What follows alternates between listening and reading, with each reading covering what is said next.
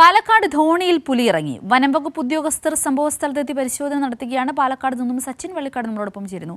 സച്ചിൻ, എപ്പോഴായിരുന്നു പുലിയുടെ സാന്നിധ്യം കണ്ടത്? നിലവിലെ അവിടുത്തെ സ്ഥിതിഗതികൾ എന്തൊക്കെയാണ്?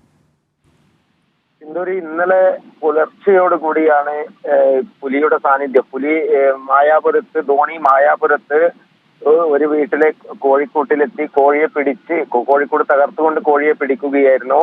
മായാപുരം സ്വദേശി ജയശ്രീയുടെ വീട്ടിലെ കോഴിയുടെ കൂട് തകർത്താണ് കോഴിയെ പിടിച്ചിരിക്കുന്നത്. സ്ഥലത്ത് വനംവകുപ്പ് ഉദ്യോഗസ്ഥരെത്തി ഇപ്പോൾ പരിശോധന നടത്തുകയാണ്. പുലിയുടെ സാന്നിധ്യം ഈ മേഖലയിൽ മുൻകാലങ്ങളിലും ഉണ്ടായിട്ടുണ്ട് എന്നാണ് നാട്ടുകാർ അടക്കം പറയുന്നത്. അതിനാൽ തന്നെ ജാഗ്രതയോടെയാണ് നാട്ടുകാർ ഇപ്പോൾ മുന്നോട്ട് പോയിക്കൊണ്ടിരിക്കുന്നത്. വനംവകുപ്പ് ഉദ്യോഗസ്ഥർ വ്യാപകമായി പരിശോധന ആരംഭിച്ചിട്ടുണ്ട്. സിന്ധൂരി, വ്യക്തമാണ്. പാലക്കാട് ധോണിയിൽ പുലി ഇറങ്ങി. ഇന്നലെ പുലർച്ചെയാണ് പുലിയുടെ സാന്നിധ്യം കണ്ടെത്തിയത്. വനംവകുപ്പ് ഉദ്യോഗസ്ഥർ സംഭവസ്ഥലത്തെത്തി പരിശോധന നടത്തുകയാണ്. സച്ചിൻ വള്ളിക്കാടാണ് വിശദാംശങ്ങൾ നൽകിയത്.